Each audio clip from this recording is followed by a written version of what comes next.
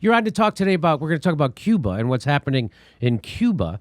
So this is from Reuters. Cuba sees the biggest protests for decades as the pandemic adds to woes, right? Now, I just want to remind people, Black Lives Matter may be the largest movement in U.S. history. That's just from last June, right? So look at that. It's happening at this, look, at just a year later, the biggest protests in Cuba, right?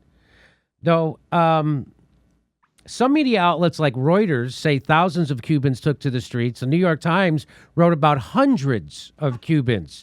Cuba is home to 11 million people. And according to Medea Benjamin, the protests pale in comparison, both in terms of turnout and in state repression to mass mobilizations that have rocked Colombia, Haiti, Chile, Ecuador, and other Latin American countries over the past few years, all countries that have suffered under capitalism, or even Portland, Oregon, or Ferguson, Missouri. So, according to Medea Benjamin, these protests in Cuba pale to the stuff we've seen everywhere else, including Portland, Oregon, and Ferguson, Missouri.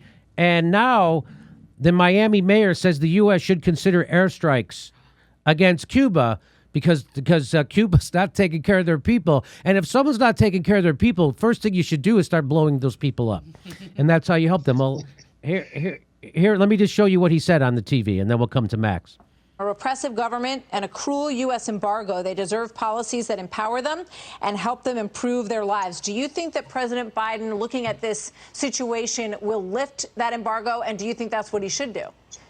No, I don't think the embargo is cruel at all. And I think that the Cuban people are not asking for a lifting of the embargo. They're going out in the streets every single day talking about the failure of the communist regime to provide for its people. And I don't understand why that's so difficult for people to understand. It has failed for 6 decades. And what should be being contemplated right now is a coalition a potential military action in Cuba, similar to what has happened in both administrations, in both Republican and Democrat administrations. In Republican with Bush in Panama, they deposed Noriega, and that country had peaceful democracy for decades.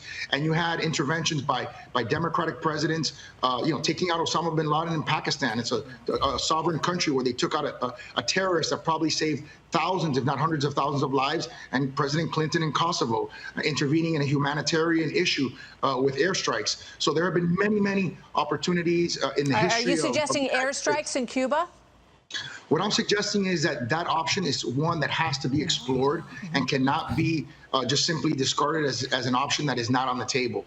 And there's a variety of ways the military can do it, but that's something that needs to be discussed and needs to be looked at as a potential option, in addition to a variety of other options that can be discussed. Yeah.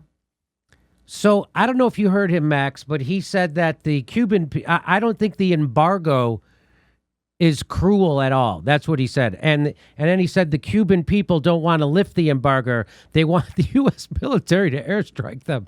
So I just want to let people know what's happening in the embargo.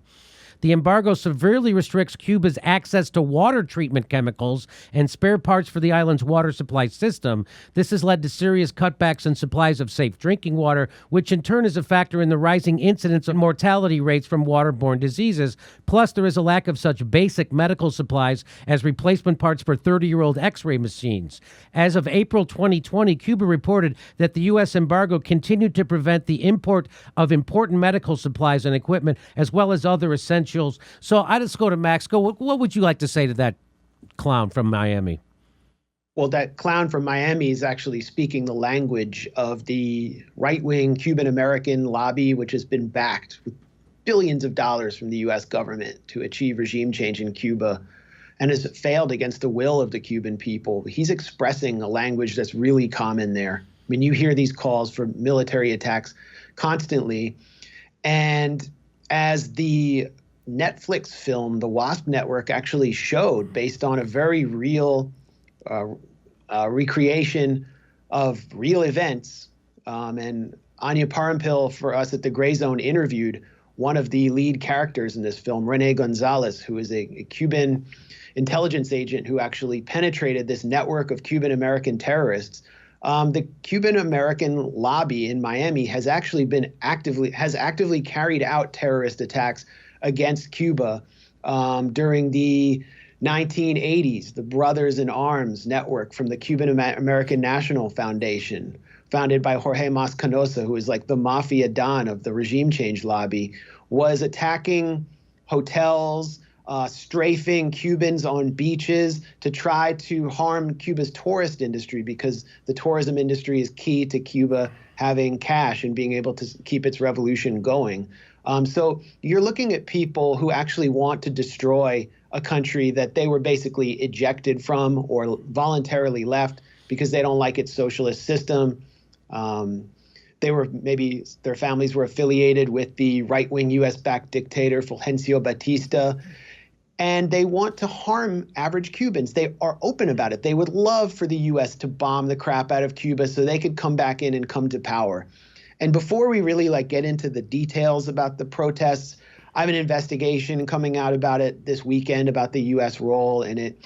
Let me just say, first of all, I've been to Cuba.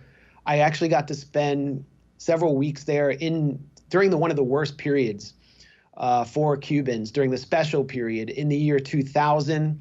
It was after the Soviet Union had collapsed, so Cuba was completely cut off from the world economy by the U.S. embargo. The Helms-Burton Act, which punishes any foreign bank that wants to do business with Cuba, any foreign company that wants to do business with Cuba, had come into effect. And things were desperate, and I saw desperation there. I also saw a level of social protection and a social safety net for Cubans that I didn't see for people in places like Mexico or Central America that I visited. You'll never see that in Haiti. You will not see it in the Dominican Republic. These are places that function sort of as neo-colonies for U.S. interests. So Cuba managed to hold on during that extremely harsh period, and then it experienced kind of a rebound with the rise of the Hugo Chavez's Venezuela, with fuel subsidies coming in from Venezuela. There was this new economic south-to-south ALBA system that kind of replaces the World Bank and the IMF and helps countries barter with each other. And so Cuba was starting to do better. And now the economic war has really returned with a vengeance. Cuba is experiencing more economic hardship than it has since I visited over 20 years ago. And in the past weeks, there were scheduled repairs at an electricity plant in Cuba, which necessitated rationing of electricity. And then another plant went down at the same time. And so Cubans were experiencing blackouts. Food is being rationed. There's a syringe shortage because of the U.S. blockade, which makes it harder to vaccinate people, even though Cuba is the only Latin American country to come up with its own vaccine. They have 2 vaccines that actually work, and they're beginning to vaccinate their population around COVID. But there was genuine desperation among the public, and this lobby came in through a kind of classic color revolution style operation and sought to exploit it and get people out in the streets. Whether they could get 300 people out in the streets or several thousand, it didn't matter, as long as they had the image of people protesting in a country that rarely sees protests and rarely has the same kind of desperation that you see in a place like Haiti. And they did that on July 11th. But the goal wasn't necessarily to cause regime change in Cuba, although that's the ultimate goal. The goal was to cause Biden and Washington to come under pressure to not go back to the Obama period of dialogue with Cuba and normalization, and to keep the Trump sanctions in place. And it appears they've already succeeded there. And so when you hear someone call for bombing or anything extra, they don't think they're actually going to get that from Biden. Bob Menendez, the Cuban-American senator, one of the most corrupt senators in recent history, who's a Democrat, chair of the Foreign Relations Committee in the Senate, he said there's not going to be a military intervention. So the point of these characters, these Republicans in Florida, is to actually keep pushing and keep pushing while they're achieving their actual goal, which is to prevent Biden from relieving the 230 new sanctions and economic warfare measures imposed by Trump. Biden's already said he won't restore remittances. It's preventing Cubans from sending money to their family members, and this is costing Cuba billions of dollars a year. So people are dying anyway as a result of this. So the interesting thing is they say, oh, socialism doesn't work. Well, then why sanction it? Why not just let it collapse? And so this guy makes a great point. He says, fun game. If someone tells you that the embargo isn't the reason for conditions in Cuba, ask them what the purpose of the embargo is. That's the whole point of an embargo, is to screw up their economy and hurt them. And it's working. By the way, here's a poll in 2020, Cuban poll, how Cuban Americans in Miami view U.S. policies towards Cuba.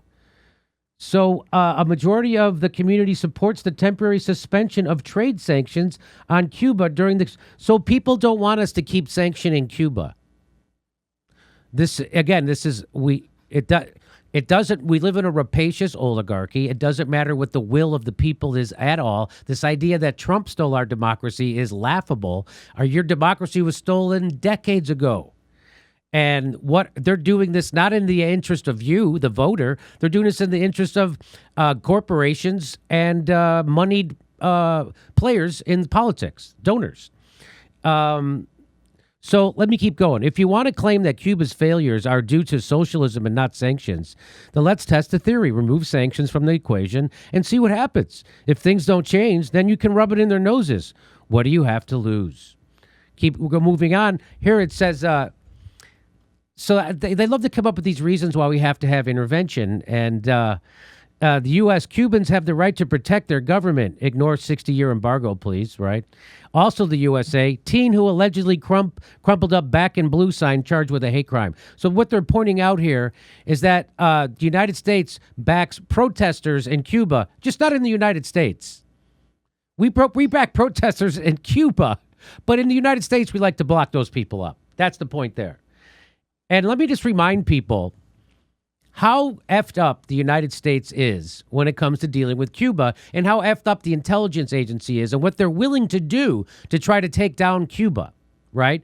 So this is from Miami New Times. It says CIA considered bombing Miami and killing refugees to blame Castro. In 2,800 papers released from the Nation Archives includes new documents confirming details of America's decades-long quest to kill or depose Fidel Castro, including a fairly shocking plan by the CIA to sow terror in Miami. After Castro's revolution succeeded and thousands of Cubans fled to South Florida, the CIA intelligence agency actually considered murdering a boatload of refugees, assassinating exile leaders, and planting bombs in Miami. Also, Castro could be blamed for the chaos.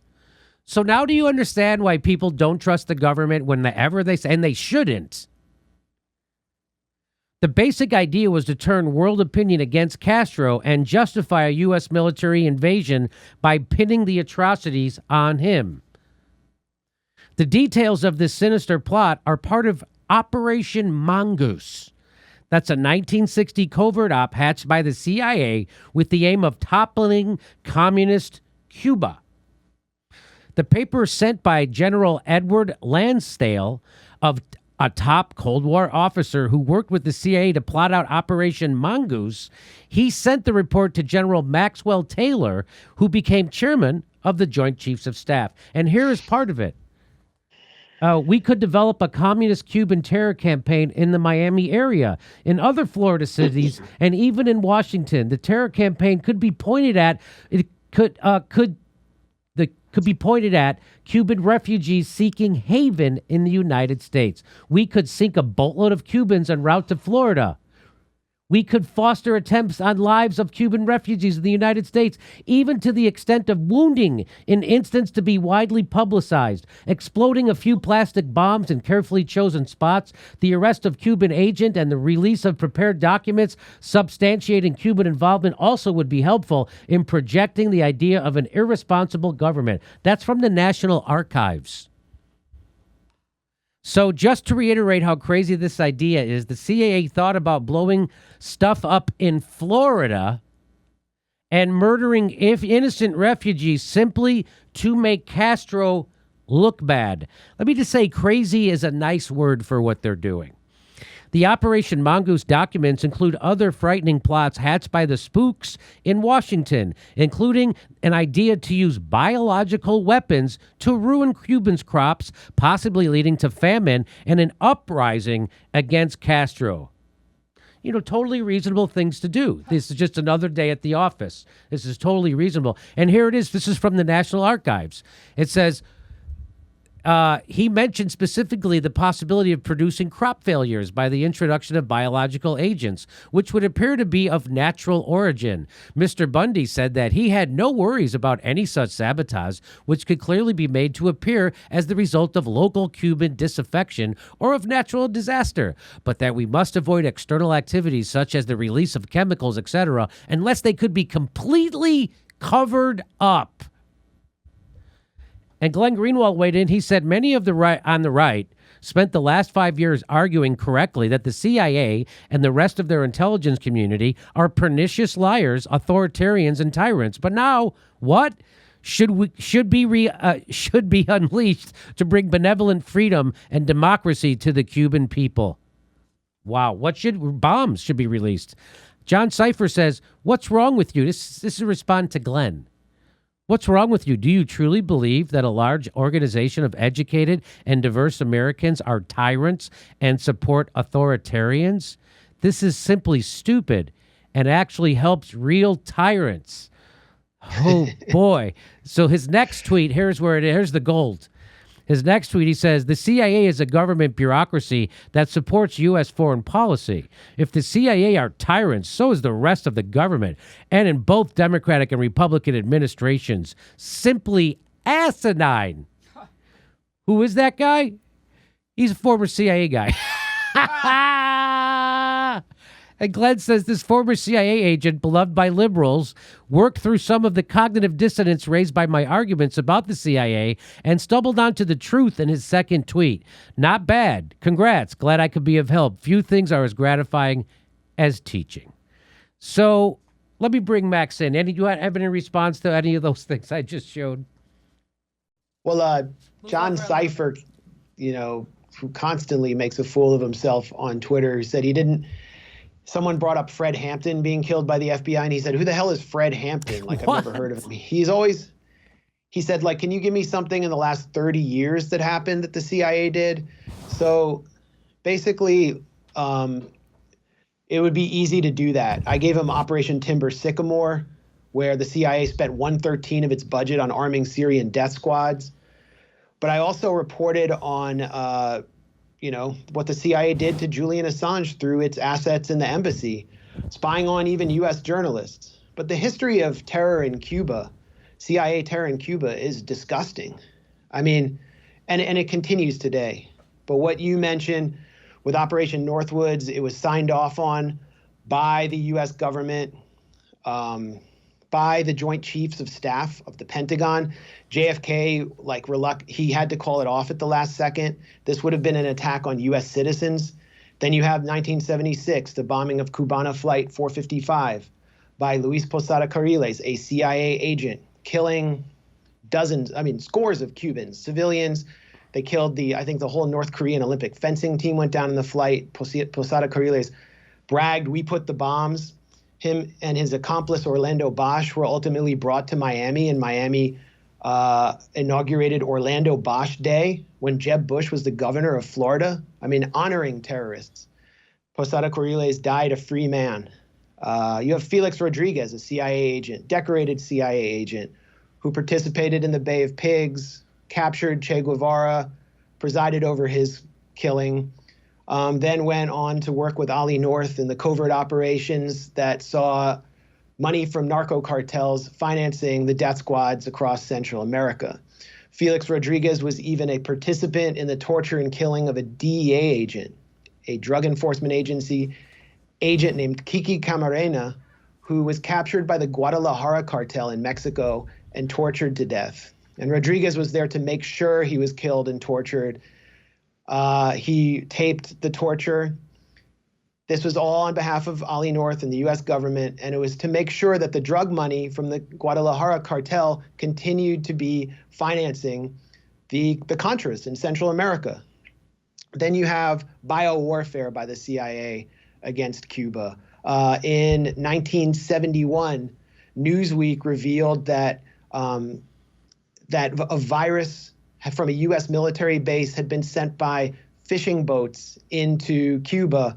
The next year, swine fever was introduced by CIA agents, the African swine fever, to Cuba, killing 500,000 pigs, forcing Cuba to basically wipe out its entire pig population, which led to hunger and massive food rationing. I mean, this is well-documented stuff. A biological warfare against Cuban poultry production was introduced years later by the CIA. The CIA has introduced hemorrhagic conjunctivitis and dengue fever into Cuba, killing possibly hundreds of people, diseases to kill Cuba's sugar crop. A leader of a Cuban terrorist group in 1984 called Omega 7 admitted in a U.S. court that he participated in U.S. biowarfare against Cuba. And, you know, it continues today in softer form. And we can go into it, but John Cipher acts as if he's completely innocent. This is the agency that he chose to join. He chose to be a part of this agency, which was basically the worst terrorist group in the world, operating with a black budget outside the purview of any democratic accountability in the U.S. They really are terrorists. And I just want to show you so this is his Twitter bio. It says former CIA clandestine service, now spycraft entertainment, at Atlantic Council, sometimes writes, good father, decent husband, and excellent dog owner. Whenever I see good father, decent husband, I always think child molester. Do you think that? Because that's what I think. I don't know, but when you have to fucking feel like you have to virtue signal like that guy, there's some nefarious shit going on in that guy's. He's probably got a cellar full of dead bodies. These are all speculations. But someone who calls themselves a good father and a decent husband and an excellent dog owner, by the way, it's supposed to be dog guardian, not a dog owner.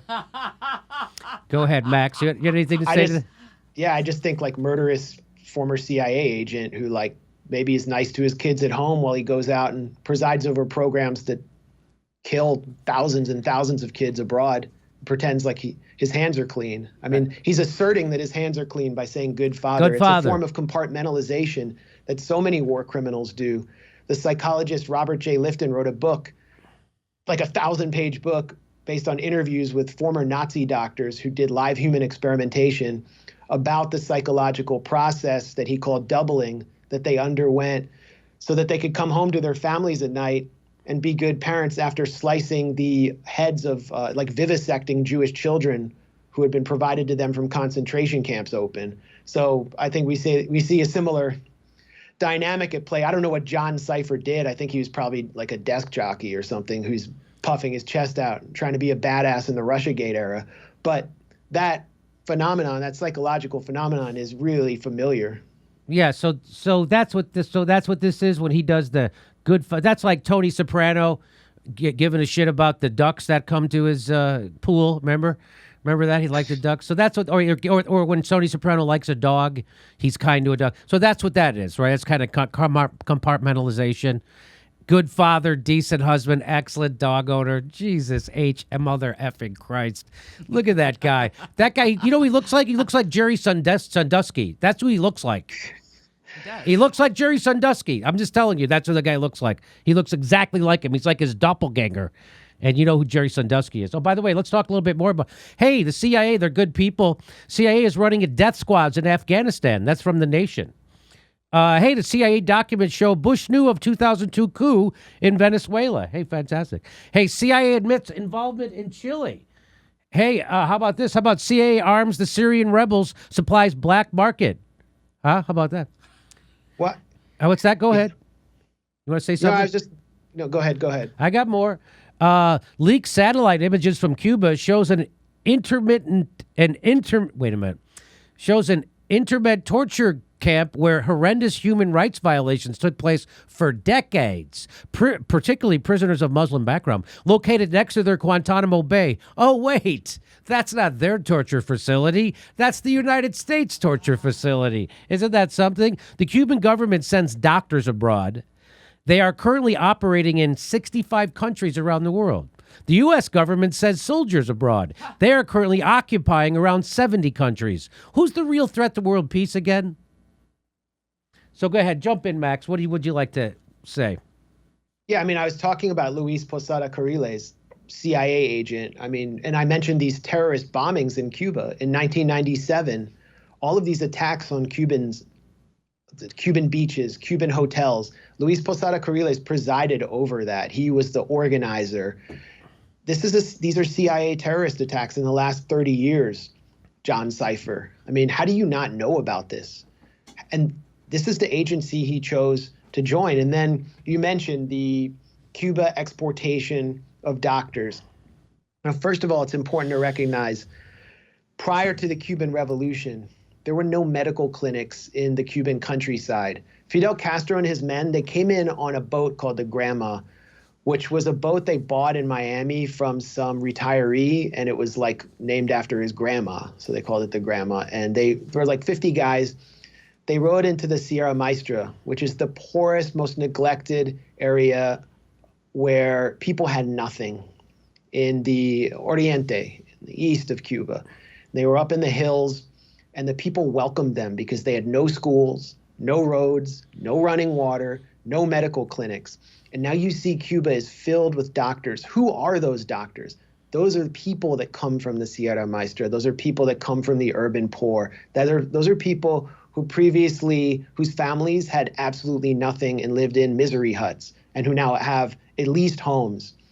And they did this all under U.S. blockade, training this population. It's also, notable that a lot of people from the inner city in the U.S. who can't afford educations here have gone to Cuba to go to film school for free or to get medical training, art school for free. It's remarkable what kind of human accomplishments we've seen. The United States Agency for International Development, which coordinates closely with the CIA, is now run by Samantha Power, who presided over the destruction of the state of Libya and was a huge advocate of the death squad operations in Syria while pretending to be a human rights advocate. The USAID has a program to undermine Cuba's program of sending doctors to neglected areas across the global south, particularly in Latin America. And as part of that program, they also try to recruit the doctors, entice them with payments to become U.S. informants and to go to the media and denounce Cuba.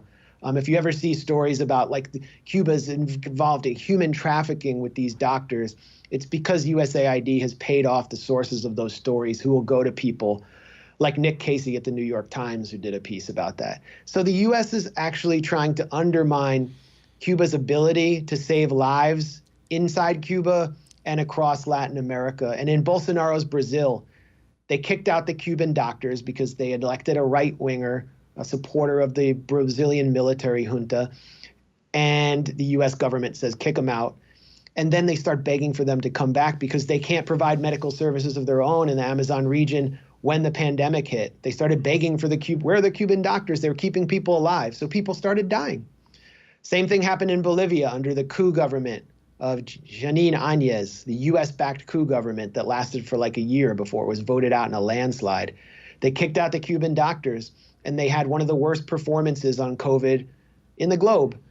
So the US, by terrorizing Cuba, is actually harming the poorest people across the region. And yet Cuba continues to produce doctors and provide its population with an education that's unparalleled even in the United States. Yeah, big deal. Big deal. So they get doctors to people, and we don't. So, all right, I'm trying to. Well, what do we give? We give bombs. We give bombs. We give bombs to people. It took China starting to manufacture its own Sinovac COVID-19 vaccine and then pledging to donate millions and millions across the global south for the U.S. to finally stop hoarding and start getting off its ass and donating through the COVAX program. But what does the U.S. do? Venezuela, which is another socialist, country with a socialist government, had paid 95% of what it owed to the COVAX program to get vaccines. And the U.S. blocked the bank from being able to receive that payment and blocked Venezuela from receiving the vaccines. So when we talk about biowarfare, when we talk about, the CIA importing diseases, what the U.S. is doing is another form of kind of biowarfare, where it's just depriving people of the basics so that they simply die in this vain fantasy that they will rise up and topple the evil dictator. And that's the fantasy that the Biden administration is engaged in right now. They actually believe that a few hundred people who went out and protested, who are from the ranks of the most desperate, marginalized people in Cuba, are actually capable of ending the Cuban Revolution. And that's why they're not going to engage in a dialogue with Cuba. They're totally delusional. There's really no difference between them on this issue and the Trump administration, except Tony Blinken has lower body mass index than Mike Pompeo. Yeah, it's amazing that, again, people still think we care about the people of Cuba. They can't, or Venezuela, or Chile, or Afghanistan, or Syria, or Libya, or Iraq. This is the same old story over and over and over again, because it's Confessions of an Economic Hitman.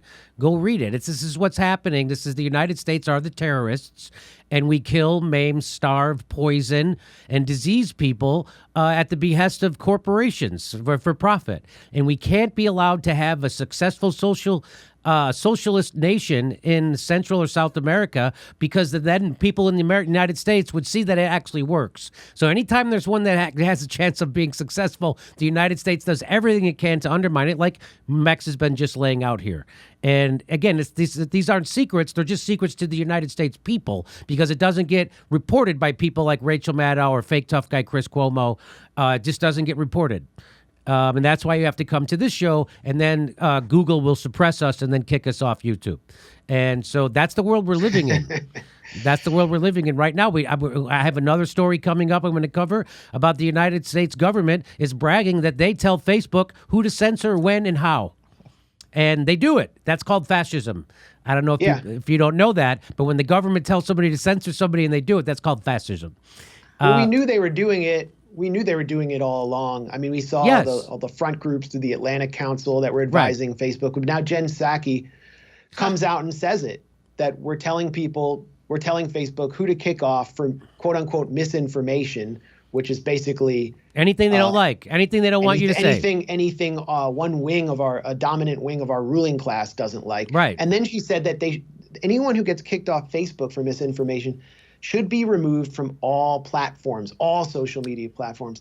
And it's really ironic. I mean, back to the topic of Cuba, the day after Marco Rubio demanded that the U.S. military, through its base, its illegal base in Guantanamo in Cuba, fly internet cables over Cuba and project internet to the Cuban population through balloons in military fashion so that the regime change operation can continue. So the U.S. actually wants an expansion of internet in countries where it seeks regime change, implicitly admitting what we've always known, that the internet is a weapon that the U.S. uses abroad. And then at home, it's seeking to restrict internet and provide unfettered access only to people who agree with and promote the opinions of our discredited, decaying imperial elite. 100%. I hope people are hip to what's happening in Cuba now, and that Joe Biden is no different. Meet the new boss, same as the old boss, and they're all imperialist, rapacious oligarchs who use misery for corporate profit. And don't believe them, and don't listen to them. Our live shows are back. August 4th, we're in Burbank. August 7th, we're in Chicago. We're going to Portland. We're going to Boston. We're going to everywhere. Go to jimmydorecomedy.com for a link for tickets.